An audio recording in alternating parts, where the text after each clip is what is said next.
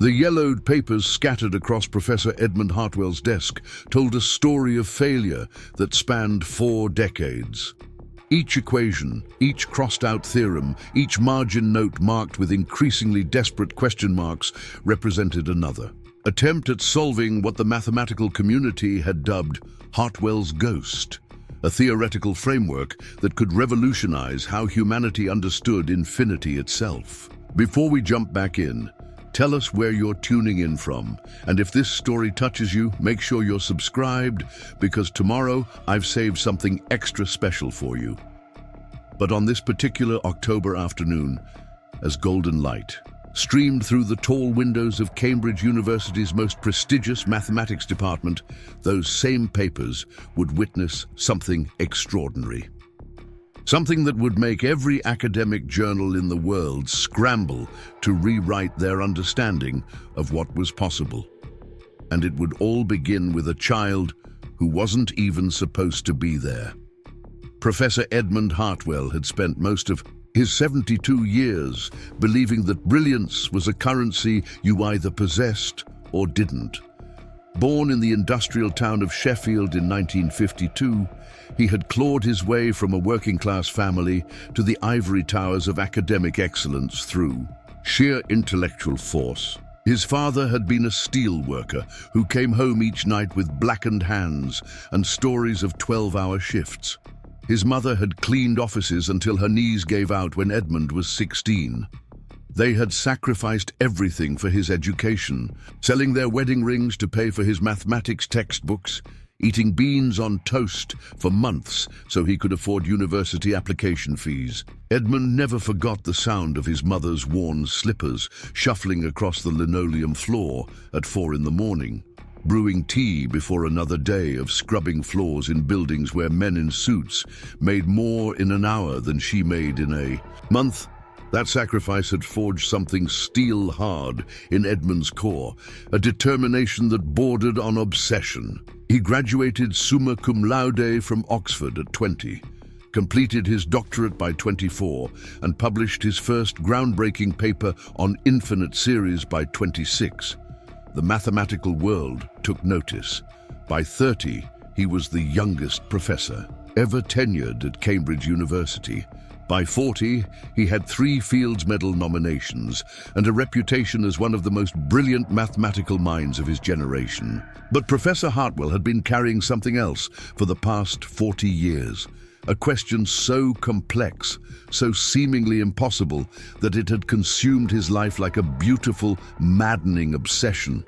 It began in 1984, during a late-night conversation with his mentor, Professor Vladimir Kozlov, a Russian mathematician who had fled the Soviet Union with nothing but a briefcase full of theorems and a mind that could see patterns where others saw only chaos. Professor Kozlov had been dying then, cancer eating away at his brilliant mind, one neuron at a time. In his final weeks, confined to a hospital bed that smelled of disinfectant and approaching death, he had called Edmund to his side and whispered about a problem that had haunted him since his days as a young researcher in Moscow. "There exists," Kozlov had said, his voice barely audible above the steady beep of monitoring machines, "a way to map the relationship between finite mathematical operations and infinite dimensional spaces. Not just theoretically, Edmund, practically. But the mathematics requires a perspective that perhaps our minds are too rigid to achieve." He had pressed a crumpled piece of paper into Edmund's hands. On it was written a single equation, elegant in its simplicity, terrifying in its implications. If solved, it would allow mathematicians to predict and model infinite systems with finite tools. The applications were staggering. Weather patterns that could be forecast centuries in advance, economic models that could prevent global recessions, even theoretical frameworks for understanding the expansion of the universe itself. But the equation was incomplete. It was like having the first and last sentences of a novel with everything in between, written in a language that didn't exist yet. Edmund had spent the next 4 decades trying to fill in those missing pieces. He had covered the walls of his office with whiteboards that stretched from floor to ceiling, each one dense with calculations that looked like the scribblings of a madman to anyone who didn't speak the language of advanced mathematics. He had filled notebooks by the hundreds. He had missed dinners, forgotten birthdays, and watched relationships crumble because he couldn't stop thinking about those missing variables. His marriage to Sarah had ended in 1997. She had been a literature professor, brilliant in her own right, someone who understood obsession but couldn't compete with an equation that had become more real to Edmund than the woman sleeping beside him. Their divorce papers had been signed in the same month he published a paper that got him noticed by the Nobel Committee for Mathematics. He remembered signing those documents with hands that shook not from emotion, but from the 16 cups of coffee he'd consumed while working through the night on another failed approach to the problem. His colleagues had watched him with a mixture of admiration and pity over the years. Edmund Hartwell, they whispered in faculty lounges, brilliant beyond measure but chasing ghosts. Some of the younger professors, fresh-faced and full of contemporary mathematical theories, openly mocked what they called Hartwell's white whale. They published papers with titles like The Dangers of Intellectual Obsession and When Pursuit of Mathematical Perfection Becomes Pathological. But Edmund persisted, not because he enjoyed the suffering, but because he could feel it. In quiet moments, usually around 3 in the morning when the campus was empty and his office felt like a chapel dedicated to numbers, he could sense the solution hovering just beyond his comprehension. It was like trying to remember a word in a foreign language that sits on the tip of your tongue, frustrating, maddening, but undeniably present. The mathematical community had long since moved on. Younger minds pursued quantum computing, applied mathematics, artificial intelligence applications. The pure theoretical work that had once been the hallmark of mathematical genius was increasingly seen as outdated, impractical. Funding committees wanted research that could be monetized, not explorations into the abstract nature of infinity. By 2020, Edmund had become something of a relic. Still brilliant, still capable of teaching complex theorems to graduate students who hung on his every word, but increasingly isolated from the mainstream mathematical community. His office in the old wing of the mathematics building had become a museum of failed attempts. Towers of journals reached toward the ceiling like monuments to intellectual ambition. The equation, printed and reprinted, annotated and re-annotated, covered every available surface. His days followed a routine that had become as rigid as the mathematical principles he taught. Up at 5, black coffee and 2 pieces of whole grain toast. A walk through the campus, rain or shine, while his subconscious mind turned over the variables that had stumped him for so long. Lectures in the morning, office hours in the afternoon, where brilliant young minds came to pick his brain about problems that seemed simple compared to the one that consumed him. And then back to his office, to those whiteboard walls, to the equation that Vladimir Kozlov had left him like a beautiful curse. The loneliness had become a constant companion. His former colleagues who remained at Cambridge treated him with the kind of gentle courtesy reserved for beloved but slightly eccentric elderly relatives. They invited him to faculty dinners out of obligation rather than desire. They listened politely when he spoke about his work, but changed the subject as quickly as politeness allowed. Edmund had no family left. His parents had died years ago, proud of their son's achievements, but never quite understanding what he did behind his office door. He had no children, no siblings, no close friends who weren't connected to the university. His entire world had contracted to the space between his flat near campus and his office, with occasional forays to the library, where he could lose himself in mathematical journals from around the world. But he wasn't bitter. That was perhaps the most remarkable thing about Professor Edmund Hartwell after 40 years of chasing an unsolvable problem. He wasn't angry at the universe for presenting him with a puzzle he couldn't crack. He wasn't. Resentful toward younger mathematicians who had achieved fame and fortune while he remained locked in intellectual combat with an equation that might not even have a solution. Preparing and narrating this story took us a lot of time, so if you are enjoying it, subscribe to our channel. It means a lot to us. Now back to the story. He was simply persistent. Every morning, he woke up believing that today might be the day. Every evening he went to bed having learned something new, even if it was only another way the equation wouldn't work.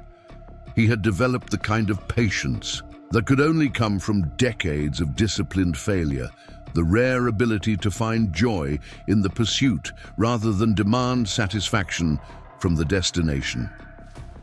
The mathematics department tolerated his obsession because Edmund Hartwell was still, undeniably, a gifted teacher. His introductory calculus classes were legendary among undergraduates. He had a way of making complex concepts accessible without dumbing them down, of showing students the beauty inherent in mathematical thinking. His higher-level courses on infinite series and theoretical frameworks were consistently overbooked, with students flying in from other universities just to sit in on his lectures. He had received teaching awards year after year, each one accompanied by polite congratulations from colleagues who saw them as consolation prizes for a brilliant mind that had failed to achieve its ultimate goal. Edmund displayed them in his office not out of pride, but because students who had gone on to successful careers would occasionally visit and find encouragement in seeing those recognitions of his impact on their lives. By the summer of 2024, Edmund's office had taken on an almost mythical quality within the mathematics department. Graduate students would dare each other to stop by during his office hours, not because he was unfriendly, but because being in that space, surrounded by 4 decades of intellectual pursuit, was overwhelming. The whiteboard walls had been written on so many times that they carried the ghost images of thousands of erased equations. The air smelled of dry erase markers, old books, and something else. The intangible scent of concentrated thought. He kept regular hours, arriving each morning at 7 and leaving promptly at 6 in the evening. His routine was so precise that the cleaning staff could set their clocks by his movements. The only variation came on Fridays, when he would stay late into the night, working in the solitude he preferred for his most challenging thinking. It was during one of these Friday evening sessions, as autumn painted the Cambridge campus in shades of gold and crimson, that Edmund first encountered the child who would change everything. He had been working on a particularly frustrating subset of the equation, one that required him to think about infinite dimensions in terms of finite geometric relationships. The mathematics involved visualization techniques that pushed the boundaries of human spatial reasoning. He had stepped out of his office around 8 in the evening, intending to get some fresh air and perhaps grab a sandwich from the vending machine down the hall. The building was empty, as it always was at that hour. Most of the faculty had gone home to families and dinner parties and Saturday evening post lives that Edmund could barely imagine anymore. But as he walked past the faculty lounge, he heard something unexpected, the sound of paper rustling, a small voice humming tunelessly. He stopped, puzzled. Security was usually vigilant about clearing the building after hours. Who could possibly be here this late? He followed the sound to its source and discovered something that made him question whether the long hours had finally caused him to hallucinate. Sitting cross-legged on the floor of the faculty lounge, surrounded by a fortress of mathematical journals and academic papers, was a child. She couldn't have been more than 11 years old, with wild, curly hair that looked like it hadn't seen a brush in days, and thick-rimmed glasses that kept sliding down her nose. She was reading, not a children's book or a magazine, but a paper. From the Journal of Advanced Mathematical Theory, As Edmund watched in astonishment, she flipped to the next page, paused to scribble something in the margin with a stubby pencil, then continued reading as casually as if she were looking through. A comic book. Edmund cleared his throat softly, not wanting to startle her. The child looked up, and he found himself staring into eyes that held an intelligence far beyond her years. There was no fear in her expression, no embarrassment at being caught somewhere. She probably shouldn't be, just curiosity and a hint of annoyance at being interrupted. "Oh," she said matter-of-factly, "you must be Professor Hartwell. I've read your papers on infinite series convergence. The 1987 paper was particularly elegant, though I think you might have missed a simplification in Theorem 4. Edmund blinked several times, wondering if the stress of his work had finally caused a complete break from reality. "I'm sorry. Who are you? How did you get in here?" The child adjusted her glasses and gestured vaguely toward the doorway. "I'm Lucy Chen. My mom's the head librarian. She's working late tonight cataloging some new acquisitions, and she said I could hang out here while she finished up. I got bored with the children's section." She held up the journal she had been reading. "So, I borrowed some of these. I hope." "That's okay. I'm very careful with books." Edmund was having trouble processing what he was seeing. A child, no more than 11, casually reading graduate-level mathematical theory. And not just reading it, commenting on it with insight that suggested genuine understanding. "Lucy," he said carefully, "do you understand what you're reading?" She shrugged, a gesture so thoroughly childlike that it created a jarring contrast with the sophisticated mathematics surrounding her. Some of it, the stuff about infinite series, makes sense mostly. And I really like the geometric proofs, but some of the theoretical frameworks are pretty confusing. She pointed to an equation in the journal. "Like this one here. The author keeps talking about dimensional boundaries as if they're fixed, but wouldn't it make more sense if they were fluid? I mean, if you're dealing with infinite spaces, why would you assume the boundaries between dimensions behave the same way as boundaries in finite systems?" Edmund felt something flutter in his chest. Not quite hope, but something close to it. He had been fighting with dimensional boundary theory for months. It was one of the components of Kozlov's equation that had resisted all his attempts at solution. That's actually a very astute observation," he said slowly. "Have you studied mathematics formally? In school?" Lucy made a face. "School math is boring. We're doing multiplication tables. I finished those when I was 7. My mom lets me check out the university books sometimes. She says, as long as I'm reading, she doesn't care what it is." She gestured around at the papers spread across the floor. "I come here sometimes when Mom works late. Usually, I just read, in the corner, and nobody notices me. I didn't know anyone else stayed this late." Edmund looked down at this extraordinary child, sitting casually among journals that doctoral students struggled to comprehend, discussing theoretical mathematics, with the casual air of someone commenting on the weather. An idea began to form in his mind. Not quite fully formed, more like the ghost of a possibility. "Lucy," he said, "would you like to see something interesting? Something mathematical that nobody's been able to solve for a very long time?" Her eyes lit up with genuine excitement. "Really? Like a puzzle?" "Yes," Edmund said, his voice soft with wonder. "Exactly like a puzzle." And so it was that on a Friday evening in October 2024, Professor Edmund Hartwell led an 11-year-old girl named Lucy Chen to his office, opened the door to 4 decades of intellectual pursuit, and unknowingly took the first step toward solving the unsolvable. The next week would change everything, not just for Edmund, not just for Lucy, but for the entire mathematical world, because sometimes the most impossible problems require the most unexpected solutions, and sometimes those solutions come from minds that haven't yet learned what should. Be impossible. The fluorescent lights in Edmund's office hummed softly as he watched Lucy Chen examine the equation that had consumed 4 decades of his life. She had been staring at it for nearly 20 minutes, her small fingers tracing patterns in the air as if she could physically manipulate the mathematical concepts floating in her mind. Her glasses had slipped down her nose again, but she seemed oblivious to everything except the symbols covering the whiteboard wall.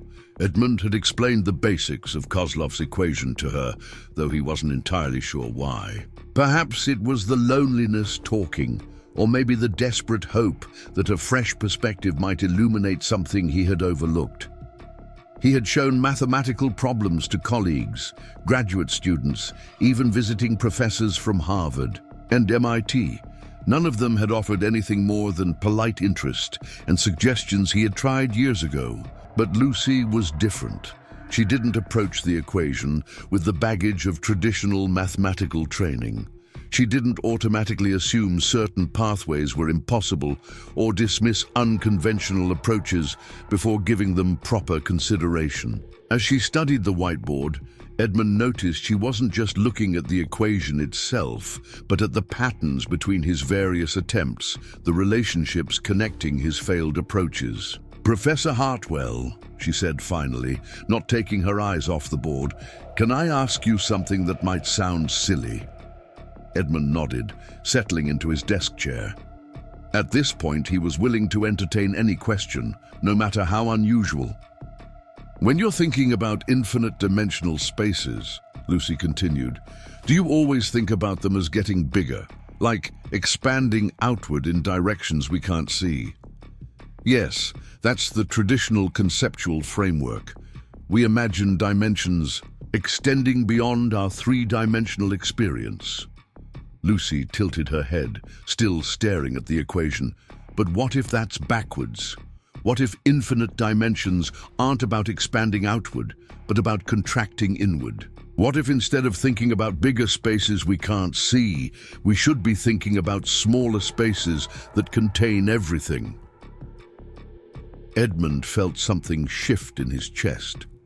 It was a subtle sensation, like the moment when your eyes adjust to darkness and suddenly you can make out shapes that were there all along. Lucy's question challenged a fundamental assumption he had never thought to question. Mathematical tradition approached infinite dimensional spaces as extensions of finite space, growing larger and more complex. But what if the opposite were true? "Explain what you mean," he said quietly. Lucy walked to the whiteboard and picked up one of his markers. Without asking permission, she began drawing beneath his equation. Her lines were simple, childlike, but the concept they represented was anything but. "Like this," she said, drawing a series of nested circles, each one smaller than the last. "What if infinite dimensions worked like those Russian dolls my mum has in her office? The ones where you open one and there's a smaller one inside, and then another and another." She continued drawing, the circles getting so small that they became dots, then theoretical points. What if the infinite isn't about having more space, but about having infinite layers of smallness? And what if all those layers exist in the same place, like how you can have infinite fractions between 1 and 2, but they're still between 1 and 2? Edmund stared at her drawing, his mind racing. She was suggesting a complete inversion of dimensional theory. Instead of infinite dimensions extending outward into incomprehensible vastness, they folded inward into incomprehensible density. It was elegant, counterintuitive, and absolutely revolutionary. "Lucy," he said, his voice hoarse with excitement, "can you apply that thinking to this part of the equation?" He pointed to the section that had given him the most trouble, the variables that seemed to create paradoxes, no matter how he approached them. She studied it for a moment, then began writing. Her handwriting was still clearly that of a child, with uneven letters and occasional erasures, but the mathematics flowing from her pencil was sophisticated beyond her years. If dimensions fold inward instead of expanding outward, she said, working through the problem aloud, then these variables aren't actually conflicting. They're just operating at different levels of smallness. Like how you can have a whole symphony happening, but if you focus in really close, you realize it's just individual notes, and if you focus even closer, it's just vibrations in the air. Edmund watched in amazement as she restructured the equation using her inverted dimensional theory. What had been irreconcilable paradoxes became complementary relationships. Variables that had fought against each other for 40 years suddenly harmonized when viewed through this new lens. "My God," Edmund whispered, barely able to believe what he was seeing. "My God, I think you might be onto something." Lucy stepped back from the whiteboard, looking pleased with herself. "Really? I wasn't sure if I was doing it right. Math at school is so different from this."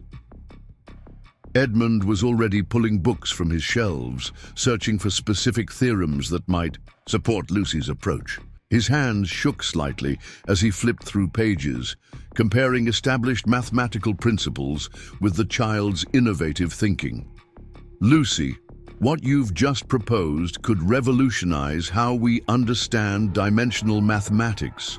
Do you realize that?" She shrugged in that casual way children do when adults get excited about something that seems obvious to them. "I guess I just think about things differently than grown-ups do." Over the next hour, Edmund and Lucy worked together in a way that felt both natural and surreal.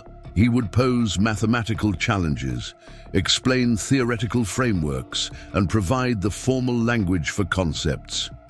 She would approach them from unexpected angles, free from the constraints of academic tradition, offering insights that were simultaneously childish and profound. Edmund found himself explaining mathematical principles he hadn't discussed in years, dusting off theorems and proofs that had seemed irrelevant to his work until now. Lucy absorbed it all with the quick, eager mind of someone discovering the most fascinating game in the world. "Professor," she said during a pause in their work, "why hasn't anyone thought of this before? The inside-out dimension thing, I mean." Edmund considered the question carefully. "Sometimes when you've been thinking about a problem in a certain way for a long time, it becomes very difficult to imagine other ways of thinking about it. It's like, have you ever tried to remember a word you know, but it just won't come to you?" Lucy nodded emphatically. "And then when someone else says it, you're like, oh yeah, that was so obvious." Exactly like that. Sometimes the solution to a problem requires someone who hasn't learned all the reasons why it should be impossible. By the time Lucy's mother appeared in the doorway of Edmund's office, both mathematician and child were covered in marker stains and surrounded by papers filled with equations. Dr. Margaret Chen, the head librarian, stood in the doorway, looking bewildered by the scene before her. "Lucy, what on earth are you doing? I've been looking everywhere for you." Lucy looked up from where she was sitting cross-legged on the floor, working on what Edmund now recognized as a groundbreaking mathematical proof. "Hi, Mom. I've been helping Professor Hartwell with a math problem. We figured out something really cool about dimensions." Margaret Chen was a small, efficient woman in her 40s, with kind eyes behind wire-rimmed glasses. She had the patient demeanor of someone accustomed to dealing with both books and children, though the combination of the two in an advanced mathematics office was clearly outside her usual experience. "I'm so sorry, Professor Hartwell," she said, stepping into the office. "I hope Lucy hasn't been bothering you. She has a tendency to wander when she gets bored." "Not at all," Edmund said quickly. "Actually, she's been remarkably helpful. Your daughter has quite an extraordinary mind for mathematics." Margaret glanced around at the equation-covered whiteboards, the scattered papers, and the excited energy radiating from her daughter. "She's always been interested in numbers and patterns. I've tried to encourage it, but I'm no mathematician myself. I specialize in medieval literature." Edmund stood up, suddenly feeling the need to convey the significance of what had just occurred. "Mrs. Chen, I don't think you understand. Your daughter may have just found the key to solving a problem that has stumped the mathematical community for decades." Margaret's eyebrows raised skeptically. "Professor, she's 11 years old." "Yes," Edmund said, his voice growing more confident. "And because she's 11, she approached the problem without any preconceived notions about what should or shouldn't be possible." He gestured to the whiteboard where Lucy's childish handwriting was interspersed with complex mathematical symbols. "She's proposed a complete reconceptualization of infinite dimensional theory. It's elegant, it's logical, and it appears to resolve paradoxes that have existed in the field for generations." Lucy looked up from her papers, marker cap between her teeth. "I just thought about dimensions like layers instead of directions. It wasn't that hard."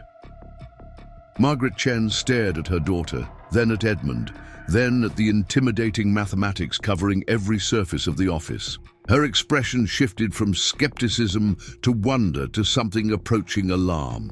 "Professor Hartwell, are you saying my daughter solved some kind of famous math problem?" "Not solved, not yet," Edmund said carefully. "But she's provided an insight that could lead to a solution. With her permission and yours, I'd like to work with her to develop this theory further." The implications of what he was suggesting began to dawn on all three of them. A child collaborating with a university, professor on cutting-edge mathematical research, was unprecedented. The academic world would be skeptical at best, hostile at worst. But the mathematics didn't lie. What Lucy had discovered was real, significant, and potentially world-changing. Margaret looked at her daughter, who was now absently doodling geometric shapes while humming off-key. "Lucy, honey, do you understand what Professor Hartwell is saying?" Lucy nodded seriously. "He's saying I might have figured out something important, and he wants to work together to prove it properly." She turned to Edmund. "Would that mean I get to come here more often? Because I really like it here. It's quiet, and nobody tells me to stop reading complicated books." Edmund felt a warmth spread through his chest that had nothing to do with mathematical discovery. When was the last time someone had said they enjoyed being in his office? When was the last time he had felt excitement about mathematics that wasn't tinged with frustration and failure? "Yes, Lucy, it would mean you could come here regularly. We'd work together to understand what you've discovered and figure out how to prove it to other mathematicians." Margaret Chen was quiet for a long moment, processing the enormity of what was being proposed. Finally, she spoke. "Professor Hartwell, I need you to be completely honest with me. Is this real, or are you just being kind to an enthusiastic child?" Edmund met her gaze directly. "Mrs. Chen, I've spent 40 years of my life trying to solve this equation. I've consulted with the most brilliant mathematical minds in the world. What your daughter did tonight, what she saw that none of us could see, it's not just real, it's revolutionary." He paused, choosing his words carefully. "I understand your skepticism. I understand your concern. But I believe Lucy may have just changed the future of mathematics." That night, after Lucy and her mother had left, Edmund sat alone in his office, staring at the whiteboard, where a child's simple drawings had unlocked decades of mathematical mystery. He thought about Vladimir Kozlov, dying in a hospital bed, pressing that crumpled paper into his hands with a whispered hope that someone, someday, would see what he couldn't. He thought about 40 years of failure, of colleagues who had given up on him, of a loneliness so complete he had forgotten what it felt like to share excitement with another person. And then he thought about Lucy Chen, sitting cross-legged on his office floor, approaching the unsolvable with the casual confidence of someone who didn't know it was supposed to be impossible.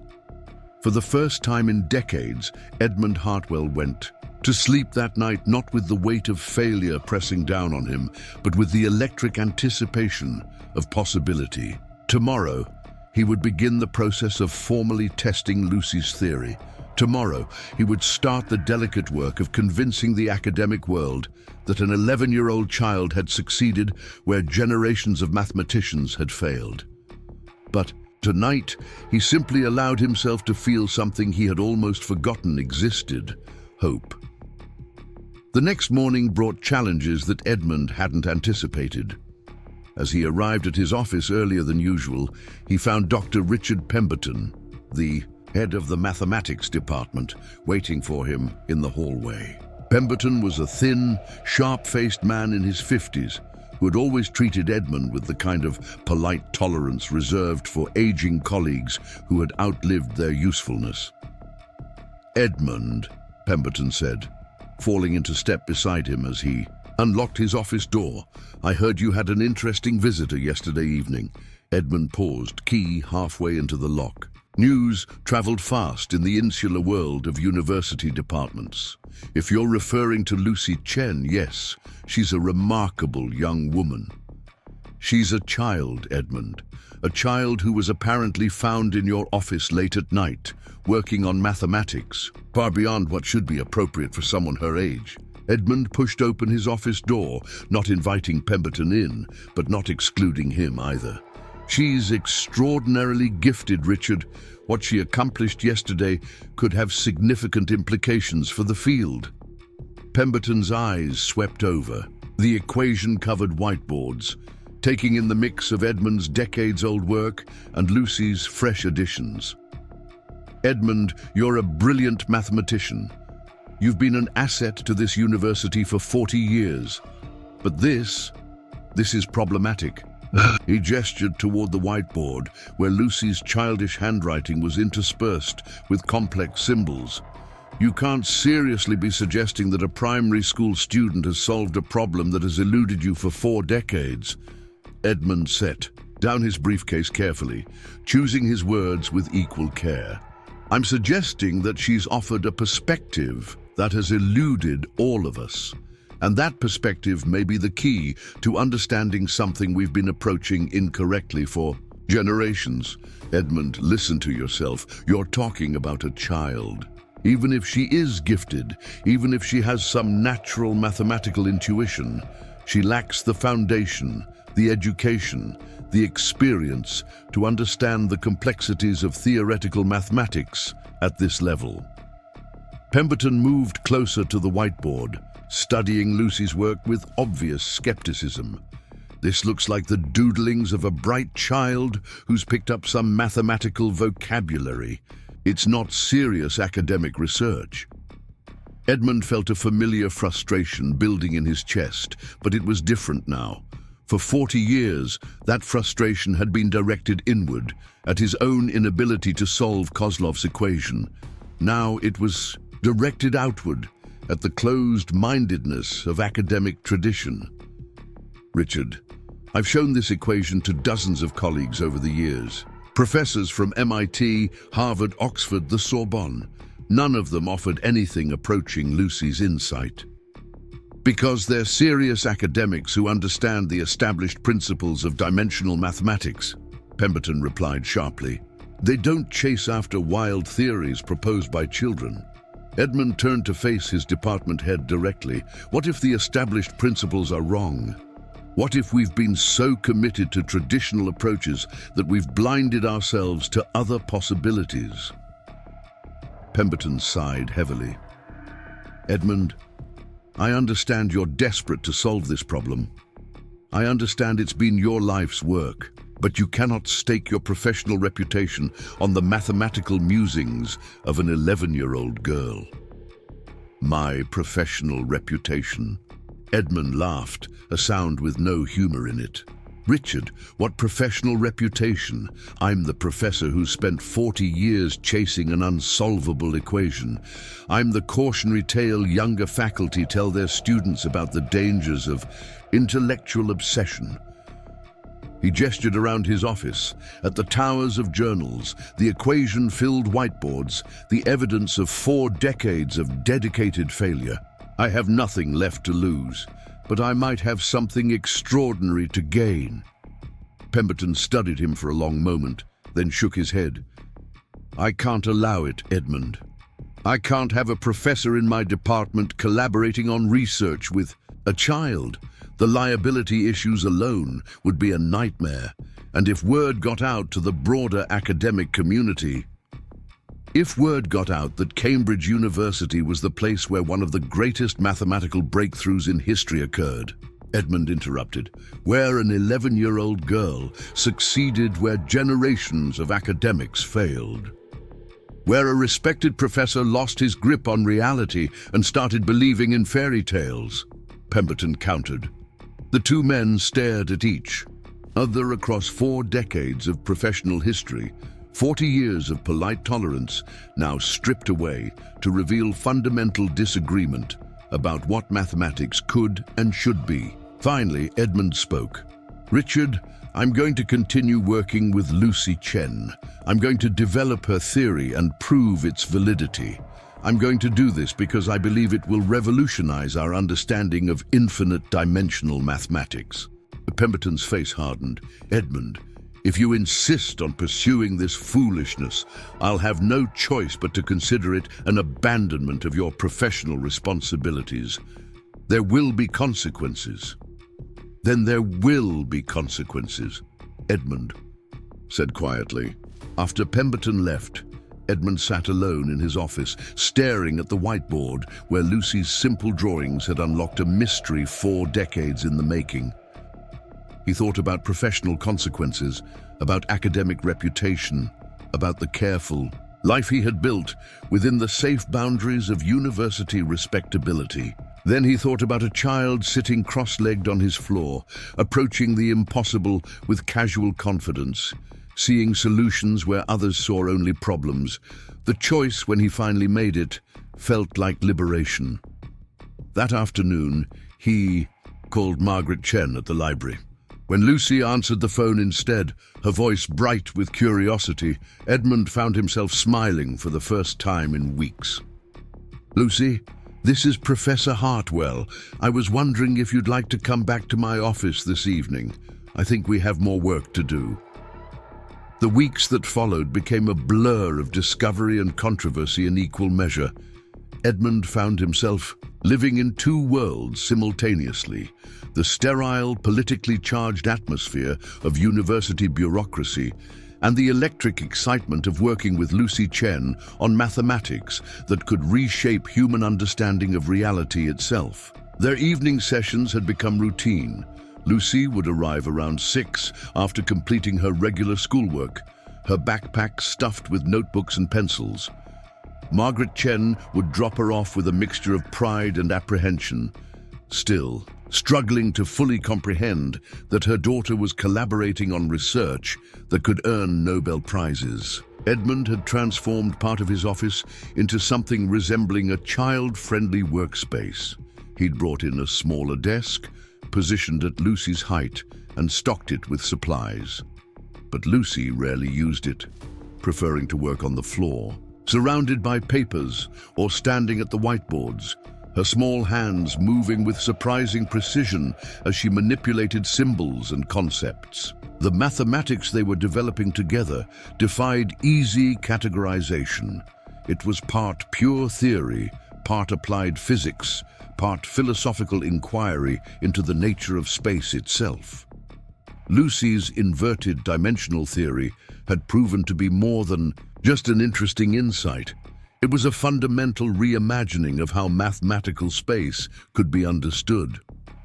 "See, Professor," Lucy said one evening, carefully erasing part of an equation they'd been working on for days. "When you think about dimensions going inward, it's like looking at a photograph with a really good magnifying glass. The closer you look, the more detail you find, but it's all still part of the same picture." Edmund watched her redraw the section, her child's handwriting now mixed freely with sophisticated mathematical notation they'd developed together. Over the past 3 weeks, Lucy had not only grasped advanced mathematical concepts, but had begun inventing her own symbolic language to express ideas that traditional notation couldn't adequately represent. And if dimensions fold into themselves infinitely, she continued, drawing a series of intricate spirals, then what we think of as separate dimensional spaces are actually all the same space, just observed at different levels of resolution. Edmund felt that familiar sensation of pieces clicking into place. Lucy, you're describing a unified field theory. Do you realize that Einstein spent the last 30 years of his life trying to develop something similar? Lucy adjusted her glasses and looked up at him with that expression of mild confusion she got when adults made big pronouncements about things that seemed obvious to her. Well, maybe he was thinking too much about things getting bigger instead of thinking about things getting smaller. Their breakthrough came on a Thursday evening in November. They had been working on reconciling Lucy's dimensional theory with practical applications when she suddenly stopped mid-sentence and stared at the central equation, Kozlov's equation, as if seeing it for the first time. "Professor," she said quietly, "what if we've been thinking about this all wrong?" Edmund looked up from the calculations he'd been reviewing. They'd had many moments like this over the past weeks, small revelations that added pieces to their growing understanding.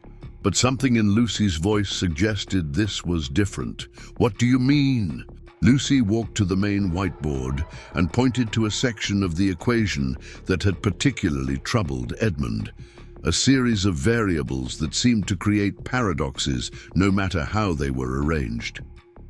"We keep trying to solve this equation as if it's supposed to give us one answer. But what if it's not supposed to have just one answer?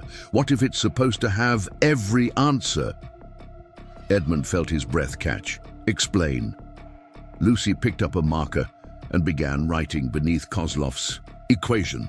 Her handwriting was becoming more confident now, flowing between childish letters and mathematical symbols with increasing ease. What if this equation isn't describing a single relationship between finite operations and infinite dimensions? What if it's describing all possible relationships simultaneously? She drew a series of nested diagrams, each one more complex than the last. Like how when you ask what shape a drop of water is, the answer isn't just one shape. It's every shape it could possibly be, depending on what's around it and how it's moving. Edmund stared at what she was creating, his mind racing to keep up with the implications. If Lucy was right, then Kozlov's equation wasn't meant to be solved in the traditional sense. It was meant to be understood as a framework that could generate infinite solutions, each one valid for different applications. "My God," he whispered, "it's not an equation, it's a language." Lucy nodded enthusiastically. "Exactly. It's like having words that can mean different things depending on how you use them, but they're still the same words." Over the next hour, they worked together to develop this new understanding. Edmund provided the mathematical rigor and formal structure, while Lucy offered intuitive leaps that bridged gaps he hadn't even realized existed. The result was extraordinary, a complete reconceptualization of Kozlov's work that revealed it to be not just a theoretical exercise, but a practical tool for understanding and predicting infinite systems. But their mathematical paradise was increasingly under siege. The university administration had grown more hostile with each passing week. Colleagues who had once tolerated Edmund's obsession now viewed his collaboration with Lucy as evidence of intellectual breakdown. The conflict came to a head during a faculty meeting in late November. Edmund had been called to present his recent work to the mathematics department, ostensibly as part of a routine review of ongoing research projects. But the tone of the meeting made it clear this was something else entirely. Dr. Pemberton presided over a table of 12 professors, their faces ranging from skeptical to openly hostile. Edmund had prepared carefully, bringing printed copies of his and Lucy's work, complete with proofs and supporting calculations. But he knew before he began that this was not really about the mathematics. "Colleagues," Pemberton began, "we're here to discuss Professor Hartwell's recent research activities, specifically his collaboration with a child on theoretical mathematics. Professor Jennifer Walsh, a sharp woman in her 40s who specialized in applied mathematics, spoke up immediately. Richard, let's be clear about what we're really discussing. We're talking about a respected member of this faculty who has apparently lost the ability to distinguish between legitimate academic research and the mathematical fantasies of an elementary school student." Edmund felt his jaw tighten, but forced himself to remain calm. "Jennifer, I understand your skepticism, but perhaps you should examine the work before dismissing it." He distributed the papers he'd prepared, watching as the assembled professors leafed through them with expressions ranging from confusion to disdain. The mathematics was complex, novel, and completely outside traditional academic frameworks. It was exactly the kind of work that would challenge minds trained in conventional approaches. Professor David Chen, no relation to Lucy despite the shared surname, looked up from the papers with a frown. "Edmund, what exactly are we looking at here? These notations, these theoretical frameworks, they're completely outside established mathematical convention." "Because they represent a completely new approach to dimensional theory," Edmund replied. "Lucy saw patterns that we've been trained not to see, connections that our traditional education told us were impossible." Professor Walsh laughed, a sound devoid of humor. "Lucy, you're referring to this child by her first name as if she were a colleague? Edmund, this is absurd. Children don't make breakthrough discoveries in theoretical mathematics. They lack the foundational knowledge, the years of study, the intellectual maturity. Albert Einstein developed his theory of relativity by imagining himself riding alongside a beam of light," Edmund countered. "Sometimes the most profound insights come from thinking in ways that formal education discourages." Dr. Pemberton intervened before the argument could escalate further. "Edmund, regardless of the theoretical merits of this work, the practical concerns remain significant. You're collaborating on university research with a minor child. The ethical implications, the liability issues, the impact on our department's reputation. The impact on our reputation if we're the department that dismissed one of the greatest mathematical breakthroughs in history because it came from an unexpected source?" Edmund interrupted. The room fell silent. Edmund could see the calculation happening in his colleagues' minds, the weighing of risk against potential reward. But he could also see something else, the deep-seated conservatism of academic institutions, the fear of being wrong, the preference for incremental progress over revolutionary change. Professor Walsh broke the silence. "Edmund, even if we accept that this child has some natural mathematical intuition, even if we grant that she's contributed some interesting ideas, the fact remains that legitimate academic research requires peer review, formal methodology, adherence to established protocols. All of which I'm prepared to provide," Edmund said. "The mathematics is sound, the proofs are rigorous, the applications are revolutionary." "Applications?" Professor Chen leaned forward. "What practical applications could this theoretical work possibly have?" Edmund felt a moment of hesitation. He and Lucy had discussed potential applications of their work, but they hadn't yet developed specific implementations. The theory was still too new, too radical for immediate practical application. "The framework we've developed could revolutionize weather prediction, economic modeling, even our understanding of cosmic phenomena," he said. "Any system involving infinite variables could be better understood through this approach." Dr. Pemberton studied Edmund for a long moment. "And you believe an 11-year-old girl is qualified to contribute to research with such far-reaching implications. I believe Lucy Chen has contributed insights that 40 years of traditional academic training failed to provide, Edmund replied firmly. The meeting continued for another hour, but the outcome had been predetermined.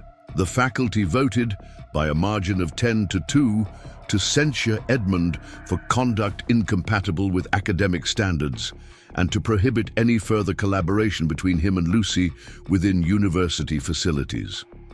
But something unexpected happened. As Edmund gathered his papers to leave, Professor Elena Rodriguez, a young quantum physicist who had remained silent throughout the meeting, stood up. "For what it's worth, Edmund," she said, "I've reviewed your work. The mathematics is extraordinary, unconventional, yes, but rigorous. If you're right about what you've discovered." She let the sentence hang in the air, but her meaning was clear. In a room full of closed minds, at least one person recognized the potential significance of what Edmund and Lucy had created. That evening, Edmund called Lucy and her mother to explain what had happened. Margaret Chen arrived at his office within an hour, Lucy in tow, both of them anxious about what the university's decision might mean. "So they're saying Lucy can't work with you anymore?" Margaret asked, her voice tight with concern. "They're saying she can't work with me here at the university," Edmund clarified. "But that doesn't mean our work has to end." Lucy, who had been examining the whiteboard while the adults talked, turned around with a determined expression. "Professor Hartwell, my mom has a really big study at home. It has lots of wall space, and it's very quiet." Margaret looked between her daughter and Edmund, understanding dawning on her face. "You're suggesting you continue your research at our house?" "If you'll have me," Edmund said. "The work Lucy and I are doing, it's too important to abandon." "Because of institutional politics. The mathematics doesn't care where it's developed. Truth doesn't require official sanction." Margaret was quiet for a long moment, the full weight of the decision pressing down on her. To openly support Edmund's research meant defying the university administration, potentially affecting her own position as head librarian. But as she looked at her daughter, brilliant, passionate, engaged with mathematics in a way that brought her pure joy, the decision became clear. "Professor Hartwell," she said finally, "I think our dining room table is about to become a very unusual laboratory." The next phase of their work began in the Chen family home. Margaret had converted her large study into an impromptu research center, installing multiple whiteboards and creating space for Edmund and Lucy to continue their collaboration. What had started as a formal academic relationship had evolved into something resembling an extended family dedicated to pushing the boundaries of human knowledge. Working outside the university environment brought unexpected advantages. Free from institutional constraints and academic politics, Edmund and Lucy could pursue their research without concern for departmental approval or peer review committees. They worked at their own pace, following mathematical insights wherever they led. Lucy's mother became an unexpected asset to their research. Though not a mathematician herself, Margaret's training in medieval literature had given her skills in textual analysis and pattern recognition that proved surprisingly applicable to their work. She could spot inconsistencies in their notation, identify areas where their explanations needed clarification, and ask questions that forced them to make their work more accessible. "Remember," she would say, when they became too absorbed in technical details, "if you can't explain it to someone outside your field, you probably don't understand it well enough yet." The breakthrough that would change everything came in December. Just as Cambridge was blanketed in the year's first snow, Edmund and Lucy had been working on applying their dimensional framework to a specific mathematical problem, predicting the behavior of complex systems over time. When Lucy suddenly stopped working and stared out the window at the falling snow. "Professor," she said slowly, "I just realized something. Edmund looked up from his calculations. "What is it?" Lucy gestured to the window where thousands of snowflakes drifted past in seemingly random patterns. "Every snowflake is different, right? But they all fall according to the same basic principles. They're all unique, but they're all following the same rules." She turned back to their work, her eyes bright with excitement. "What if our equation works the same way? What if it doesn't just describe how infinite dimensions relate to finite operations, but shows how infinite unique solutions can emerge from a single mathematical framework?" Edmund felt the familiar rush of understanding that came when pieces of a vast puzzle suddenly aligned. "Lucy, you're talking about a generative mathematical system, an equation that doesn't just solve problems, but creates new mathematics." "Exactly." Lucy ran to the whiteboard and began drawing with quick, excited strokes. "And if it can create new mathematics, then it can probably create new solutions to problems we haven't even thought of yet." Working together through the evening, they developed this insight into a formal mathematical proof. What emerged was breathtaking in its elegance and implications. Kozlov's equation, properly understood through Lucy's dimensional framework, wasn't just a tool for solving specific problems. It was a generator of mathematical possibilities, capable of producing infinite solutions to infinite types of problems. The practical applications were staggering. Economic systems, weather patterns, disease spreads, population dynamics, even the behavior of subatomic particles. Any complex system could potentially be modeled and predicted using their framework. But perhaps most remarkably, their proof suggested something even more profound, that mathematics itself might be fundamentally creative rather than merely descriptive. That rather than simply describing relationships that already exist in nature, mathematical thinking might actively participate in creating the patterns and structures that shape reality. As December turned to January, word of their work began to spread beyond Cambridge through unofficial channels. Dr. Rodriguez had shared their research with colleagues at other universities. Margaret Chen had discussed it with visiting scholars who used the library. Graduate students who had heard rumors about the professor who worked with a child prodigy began seeking out their papers through academic networks. The response was unprecedented. Professor Angela Yama from Tokyo University flew to Cambridge specifically to meet with Edmund and Lucy. Dr. James Bradford from Harvard made an unofficial visit to the Chen home, ostensibly to see Margaret about some research materials, but really to glimpse the mathematics that was generating whispers throughout academic circles. Each visitor left convinced that something extraordinary was happening in a modest study in Cambridge. The work being done by a retired professor and an 11-year-old girl was not only mathematically sound, but potentially revolutionary. But with recognition came renewed pressure from the university administration. Dr. Pemberton, learning about the continued collaboration and the growing attention it was receiving, made one final attempt to shut down what he saw as an embarrassment to the mathematics department. The confrontation came in February, when Pemberton arrived unannounced at the Chen home with 2 security officers and a legal representative. Margaret answered the door to find them standing on her front porch, official documents in hand.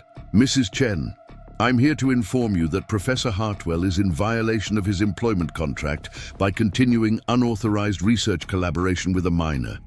If this continues, the university will be forced to take legal action." Margaret stood in her doorway, her small frame contrasting with the imposing presence of the university officials, but her voice steady and clear. "Dr. Pemberton, Professor Hartwell is working in my home, with my daughter, with my full permission and support. I fail to see how the university has any jurisdiction over what happens in my private residence." From behind her, Edmund appeared, having heard the commotion. "Richard, what are you doing here?" I'm trying to save your career, Edmund, and trying to prevent this university from becoming a laughingstock in the academic community." Lucy, drawn by the raised voices, peered around her mother's side.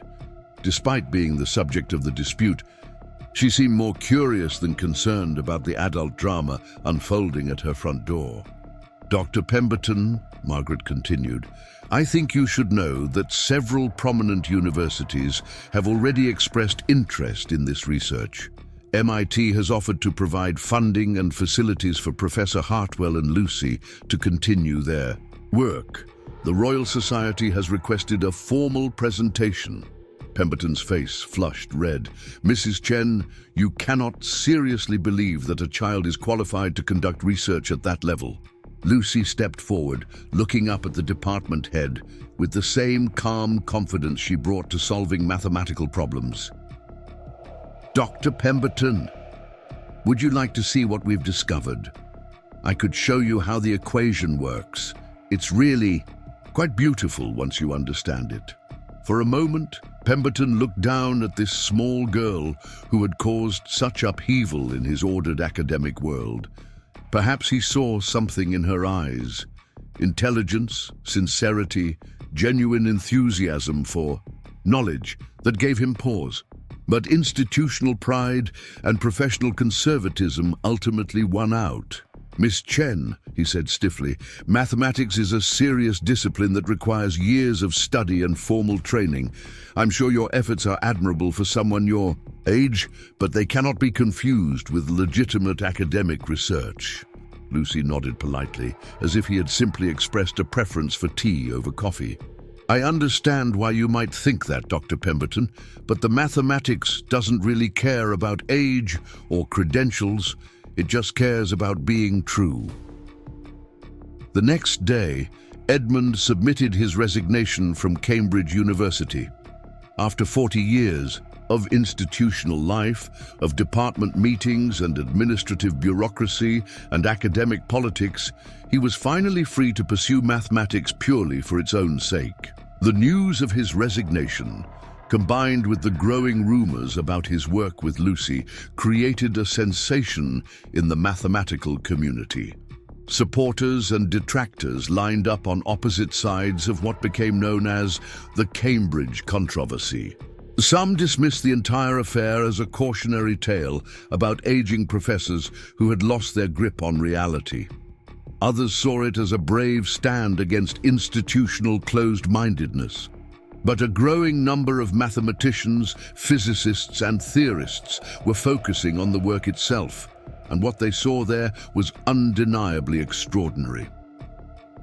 In March, Nature magazine published a letter from 47 prominent scientists calling for an independent review of the Hartwell-Chen research. The letter sparked a global conversation about the nature of mathematical genius, the role of institutions in fostering or hindering discovery, and the question of whether breakthrough insights were more likely to come from within established academic structures or outside them. But for Edmund and Lucy, the outside world had become largely irrelevant. Working together in the converted study, surrounded by whiteboards covered with their unique mathematical language, they were exploring territories of knowledge that no human mind had ever mapped before. They were no longer just solving Kozlov's equation. They were discovering that the equation was a doorway to mathematical realms that stretched beyond anything previously imagined. Each day brought new insights, new applications, new wonders, and as spring arrived in Cambridge, bringing with it the promise of renewal and growth, Edmund Hartwell and Lucy Chen stood together at the threshold of something that would change, not just mathematics, but humanity's understanding of reality itself. The impossible had become inevitable. All that remained was to prove it to the world. The letter arrived on a sunny April morning, bearing the seal of the Royal Swedish Academy of Sciences. Margaret Chen found it slipped under her door alongside the usual collection of academic journals and correspondence that had become a constant presence since word of Edmund and Lucy's work had spread beyond Cambridge. Edmund was already in the study when Margaret brought the letter to him. Lucy, sitting, cross-legged on the floor beside a new whiteboard they'd installed to accommodate their expanding work. The morning light streamed through the tall windows, illuminating equations that had evolved far beyond Kozlov's original formulation into something entirely new. "Professor," Margaret said, holding out the envelope with its distinctive royal blue seal. "I think this might be important." Edmund took the letter with hands that trembled slightly. The return address was unmistakable. This was from the Nobel Committee for Mathematics. Lucy looked up from her work, curious about the interruption to their morning routine. "Who's it from?" she asked, adjusting her glasses as she studied the envelope. "The Nobel Committee," Edmund replied quietly, his voice carrying a note of disbelief. Lucy tilted her head. "What's a Nobel Committee?" Margaret smiled at her daughter's innocent question. "They're the people who give out the most important prizes in science, sweetheart. It's a very big honor just to hear from them." Edmund carefully opened the envelope and unfolded the letter inside. As he read, his expression shifted from skepticism to amazement to something approaching awe. Margaret and Lucy watched as he sank into his desk chair, the letter dangling from his fingers. "Edmund," Margaret asked gently, "what does it say?" "They want us to present our work," he said in a voice barely above a whisper. "Lucy and me, at the International Mathematical Congress in Stockholm this summer. They're calling it the most significant breakthrough in theoretical mathematics in the past century." Lucy blinked behind her glasses. "Does that mean we did something good?" Edmund looked at this extraordinary child who had changed the course of his life and the trajectory of human mathematical understanding. "Lucy, we did something magnificent." The months that followed transformed their quiet collaboration into a global phenomenon. The Royal Swedish Academy's endorsement opened doors that institutional opposition had tried to close. Universities that had initially dismissed their work now competed to offer research positions and funding. The Chen home became a pilgrimage site for mathematicians, physicists, and theorists from around the world. But perhaps the most significant change was in Lucy herself, the 11-year-old who had casually approached infinite dimensional theory. During recess, now found herself at the center of an international mathematical revolution. Yet she adapted to the attention with the same unflappable calm she brought to solving equations. The presentation in Stockholm was scheduled for July. As the date approached, Edmund found himself battling an unexpected case of stage fright. After 40 years of academic conferences and lectures, the prospect of presenting his life's work on the world's most prestigious mathematical stage should have felt familiar. But this was different. This time, he wouldn't be standing alone. "Professor," Lucy said one evening as they practiced their presentation for what felt like the 100th time, "are you nervous about Stockholm?" Edmund paused in his review of their slides. "A little, aren't you?" Lucy shrugged. "Not really. The math is right. That's all that matters." She had a point. The mathematics they had developed together was elegant, rigorous, and revolutionary. Their framework had already been applied to solve problems in quantum mechanics, economic modeling, and climate prediction. Independent verification by research teams around the world had confirmed every aspect of their theoretical work. But Edmund knew that the stakes went beyond mathematical validation. Their success had become a symbol of something larger. The question of where breakthrough insights come from, the value of unconventional thinking, the possibility that genius might emerge from the most unexpected places. The day before their departure for Stockholm, Cambridge University made one final gesture. Dr. Pemberton, accompanied by the university's chancellor, arrived at the Chen home with an official delegation and a formal apology. "Professor Hartwell," the chancellor said, Standing awkwardly in Margaret's living room, surrounded by the mathematical instruments and whiteboards that had become symbols of institutional defiance turned triumph. The university recognizes that we made an error in judgment regarding your research. We would like to offer you a full professorship with complete autonomy over your research direction, and we would be honored to establish the Hartwell Chen Institute for Advanced Mathematics here at Cambridge. Edmund looked around the room where he and Lucy had spent so many productive hours, then at Margaret, who had sacrificed her quiet academic life to support their work, and finally at Lucy, who was listening to the adults with polite interest, while continuing to work on a problem set. "That's very generous," Edmund replied, "but our work here is far from finished. Lucy still has 7 years of school ahead of her. I think we'll stay exactly where we are." Lucy looked up at that, smiling. "Besides, I like our whiteboards better than the ones at the university. They're just the right height." The Stockholm presentation took place on a warm July morning in the Royal Swedish Academy's most prestigious auditorium.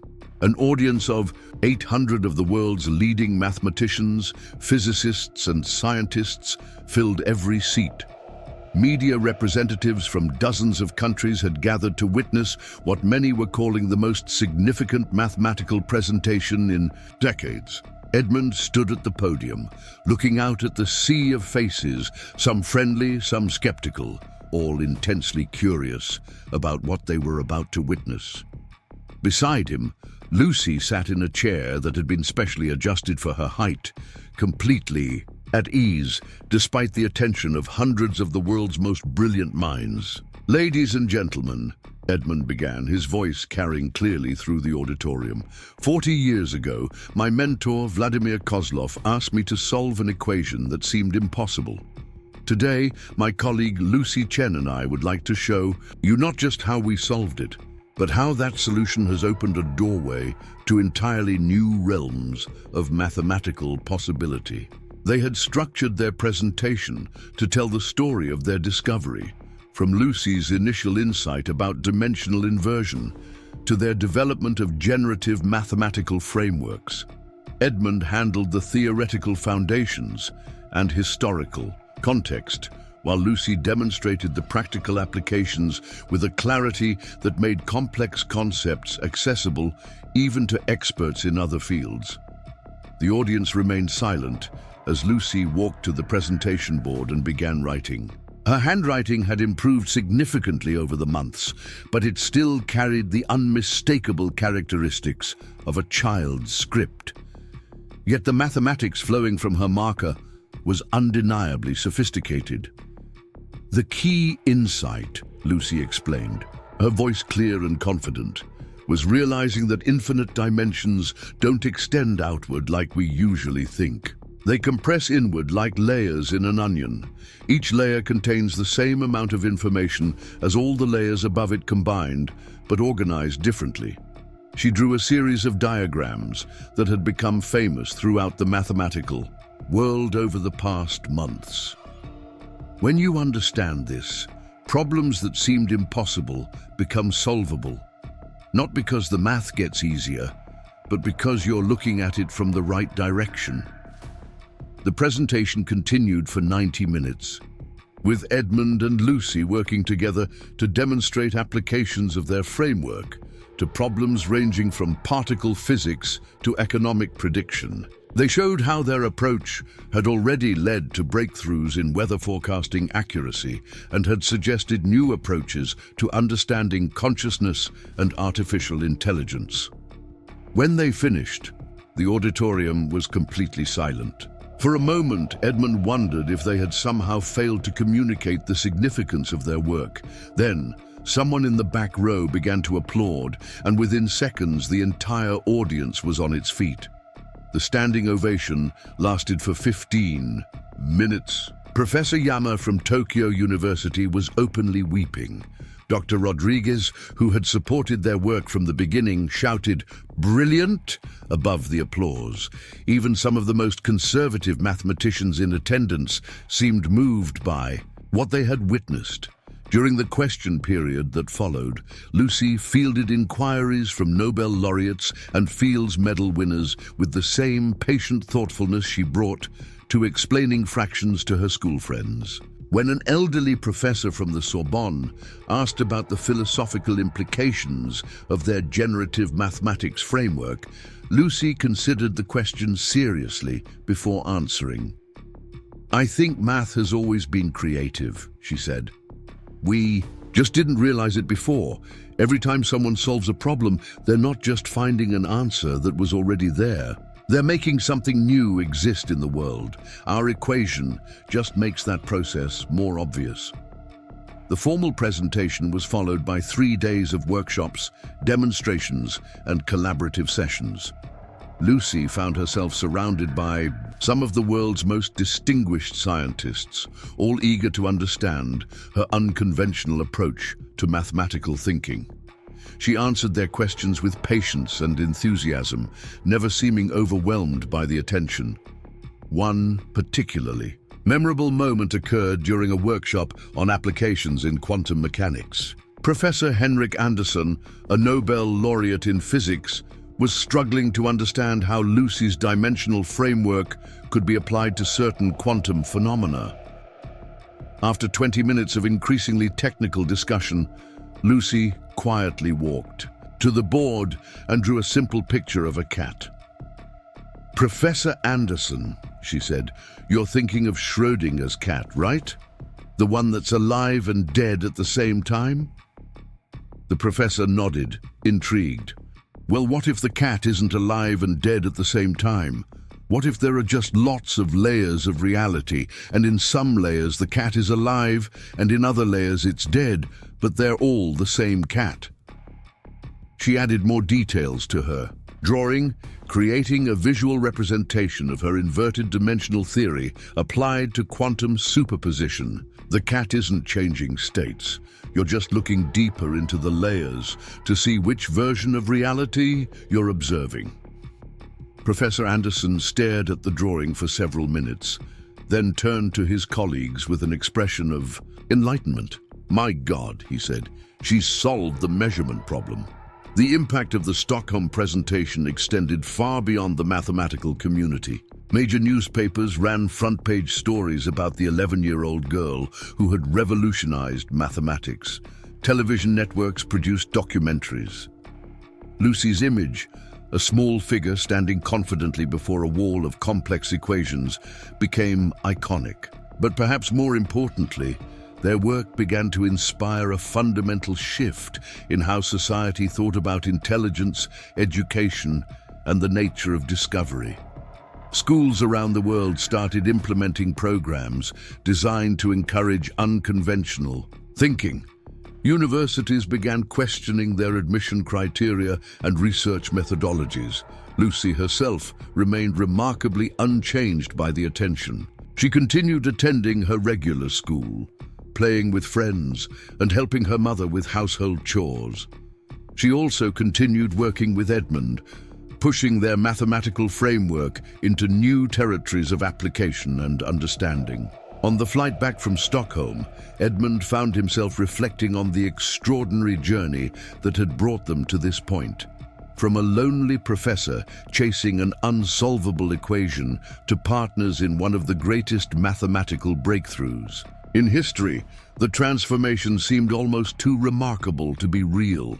"Professor," Lucy said, looking up from the advanced geometry textbook she was reading to pass the time, "do you think Professor Kozlov would be happy about what we discovered?"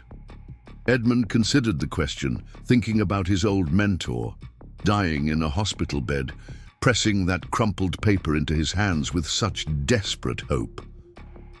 "I think he'd be amazed, Lucy. Not just by the solution, but by how we found it.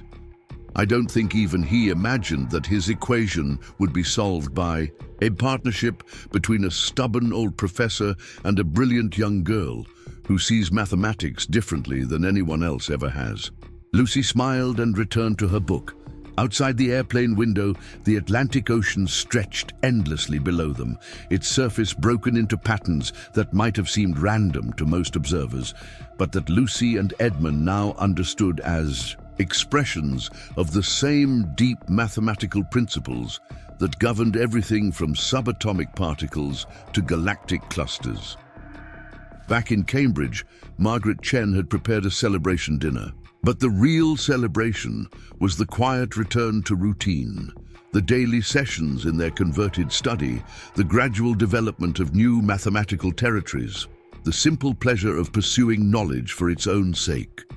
The awards and accolades continued to pour in. Lucy and Edmund were jointly awarded the Fields Medal, making Lucy the youngest recipient in the prize's history. Universities competed to offer them positions and funding.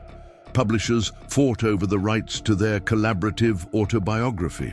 But the most meaningful recognition came from an unexpected source. On Lucy's 12th birthday, she received a package with no return address. Inside was a photograph of Vladimir Kozlov as a young man, standing before a blackboard covered with equations. On the back, in spidery handwriting, someone had written, "To Lucy and Edmund, he would be proud. The future of mathematics is in excellent hands." Lucy studied the photograph for a long time, then carefully placed it on the desk where she and Edmund worked each day. It joined the growing collection of mementos from their extraordinary journey. Letters from students inspired by their work, photographs from conferences around the world, and handmade thank you cards from children who had heard their story, and decided that mathematics might be exciting after all.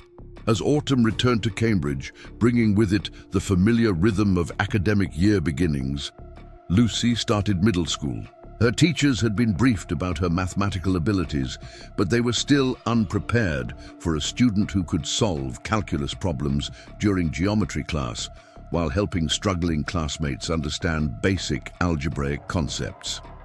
Edmund continued to work with her in the evenings, their research evolving in directions neither had anticipated.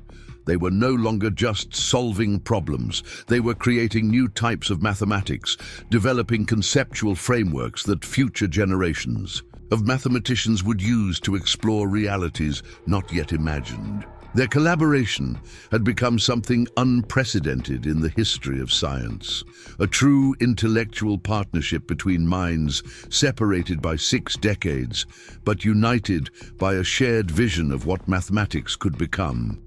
Lucy's intuitive leaps complemented Edmund's rigorous methodology, while his experience and knowledge provided structure for her revolutionary insights. One evening in November, as they worked on applications of their framework to artificial intelligence research, Lucy stopped suddenly and looked up at Edmund. "Professor," she said, "I've been thinking." Edmund had learned to pay careful attention whenever Lucy announced she'd been thinking. Her thoughts had a way of reshaping entire fields of human knowledge. "What about, Lucy?" "About how many problems there must be in the world that people think are impossible, big problems, like climate change and disease and poverty." She gestured to their whiteboards, covered with equations that were already being applied to solve challenges across dozens of fields. "We proved that one impossible thing wasn't really impossible. Maybe there are lots of other impossible things that aren't really impossible either." Edmund looked at this remarkable child who had entered his life and changed everything, and he felt a familiar excitement building. Not the excitement of solving a specific problem, but the deeper thrill of realizing that their journey was just beginning. "Lucy," he said, "I think you may be right. And I think we're the team to prove it." As winter settled over Cambridge, Edmund Hartwell and Lucy Chen continued their work in the converted study that had become the birthplace of a revolution. Outside, snow fell in patterns that would have seemed random to most observers, but that they now understood as expressions of the beautiful, infinite mathematics underlying all of reality. The impossible had become possible. The unsolvable had been solved, and somewhere in the quiet space between a brilliant old professor and an extraordinary young girl, the future of human understanding was being written one equation at a time. The world would never be the same. But then again, as Lucy had taught Edmund, the world was always changing. You just had to know how to look at it from the right direction. 5 years had passed since that transformative October evening when Professor Edmund Hartwell first encountered a curly-haired girl reading graduate mathematics journals. The world had changed in ways both subtle and profound since Lucy Chen's insight had unlocked one of mathematics' greatest mysteries. The Hartwell-Chen Foundation now occupied a gleaming research facility on the Cambridge campus, a building specifically designed to encourage the kind of unconventional thinking that had produced their breakthrough.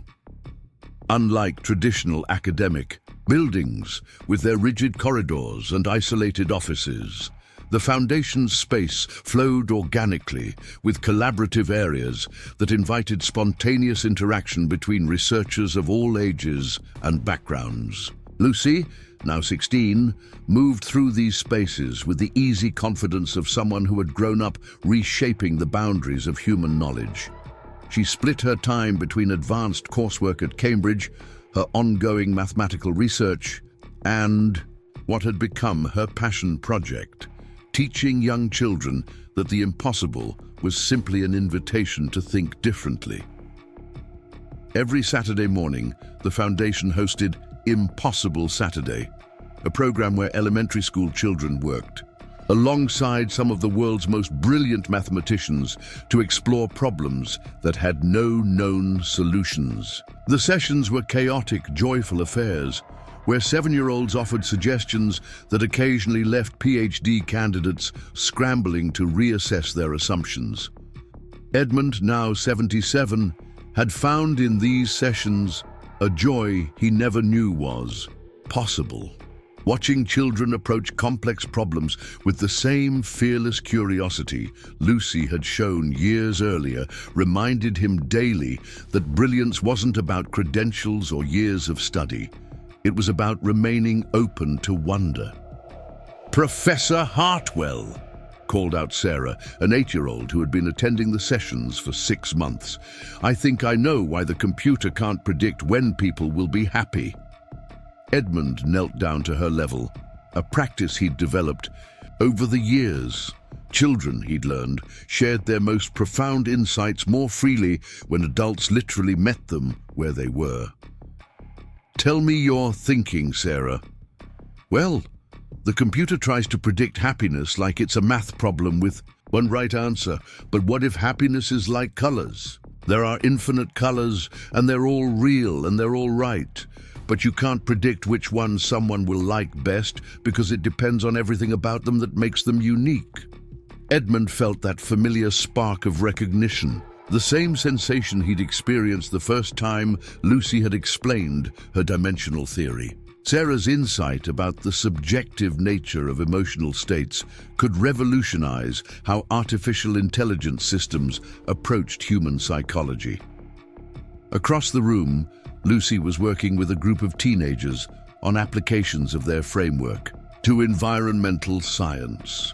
The mathematics they had developed had proven remarkably adaptable, providing new tools for understanding complex ecological relationships and predicting environmental changes with unprecedented accuracy. But perhaps the most profound impact of their work had been on education itself. Schools around the world had adopted Chen-style learning environments that encouraged students to question fundamental assumptions and approach problems from unexpected angles. Test scores had become less important than creative problem-solving abilities. Academic hierarchies had given way to collaborative learning communities where wisdom could come from anywhere. The afternoon brought Edmund's favorite part of the week, his private session with Lucy. Despite all the attention, awards, and accolades, these quiet hours of pure mathematical exploration remained the heart of their partnership. Today, they were working on what Lucy called the next impossible thing, a framework for understanding consciousness itself as a mathematical phenomenon. If successful, it could bridge the gap between neuroscience and philosophy, providing quantitative tools for exploring the mysteries of the mind. "I've been thinking about dreams again," Lucy said, sketching diagrams on their newest whiteboard. "What if consciousness isn't binary, awake or asleep, aware or unaware? What if it's more like our dimensional theory? Layers within layers, each one real, but operating at different scales of resolution." Edmund watched her work, marveling at how naturally she moved between abstract theoretical concepts and practical applications. The girl who had solved an unsolvable equation at 11 was now tackling questions that had puzzled philosophers and scientists for millennia. "Lucy," he said softly, "do you ever wonder what would have happened if you hadn't been in that faculty lounge that night?" She paused in her drawing and looked at him with the same thoughtful expression she'd worn. "As a child, I think mathematics would have found another way to reveal itself, maybe through someone else, maybe in a different form. But the truth was always there, waiting to be discovered." She smiled. "Besides, I think you would have figured it out eventually. You were already so close." Edmund shook his head. "No, Lucy, I had the knowledge, but you had the insight. You saw patterns where I saw only obstacles. You approached the infinite with a finite mind and somehow made it work." As evening approached, they were joined by Margaret Chen, now Director of Science Communication at the Foundation. Margaret had become the bridge between their abstract mathematical world and public understanding, translating complex concepts into language that inspired rather than intimidated. "How was Impossible Saturday?" she asked, settling into a chair with the comfortable familiarity of someone who had watched this space evolve from a converted study into a global center of learning. Sarah Chen, no relation, despite the name, had an insight about happiness prediction that could revolutionize emotional AI, Edmund replied. And Tommy Williams suggested that quantum uncertainty might be resolved if we think of possibility as a dimension rather than a probability. Margaret smiled. Another generation of impossible thinkers in the making. They sat in comfortable silence for a while, watching the last light of day paint the Cambridge skyline in shades of gold and rose. The building around them hummed with activity even on a Saturday evening.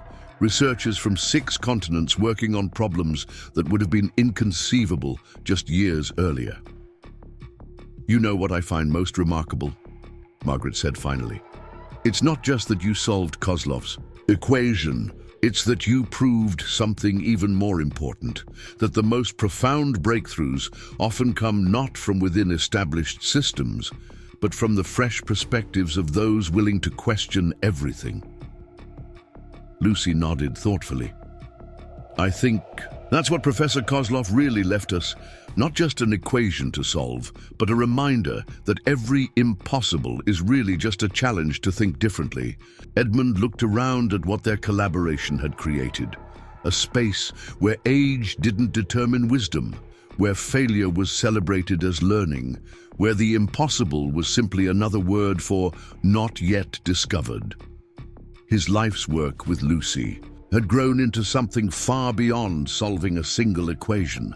It had become a movement that was reshaping how humanity approached the unknown. As they prepared to leave for the day, Lucy scribbled one final note on their shared whiteboard. Tomorrow's impossible. Understanding why the universe exists at all. Why not? Edmund chuckled. After 5 years of watching Lucy turn impossible into inevitable, he was no longer surprised by the audacity of her questions. If anything, he was starting to believe that given enough time, fresh thinking, and unconventional approaches, even that ultimate question might have an answer waiting to be discovered. Walking out into the Cambridge evening, Edmund reflected on how completely his life had been transformed by a chance encounter with an 11-year-old girl who read mathematics like poetry. He had searched 40 years for the solution to one equation and instead found something infinitely more valuable. Proof that the most extraordinary discoveries often come from the most unexpected places. The impossible, it turned out, was simply possible in disguise, waiting for the right mind, or in their case, the right partnership to reveal its true nature. And if Lucy had taught Edmund anything, it was that there were still infinite impossibilities out there, each one an invitation to transform not just mathematics, but the world itself. Up next, you've got two more standout stories right on your screen. If this one hit the mark, you won't want to pass these up. Just click and check them out.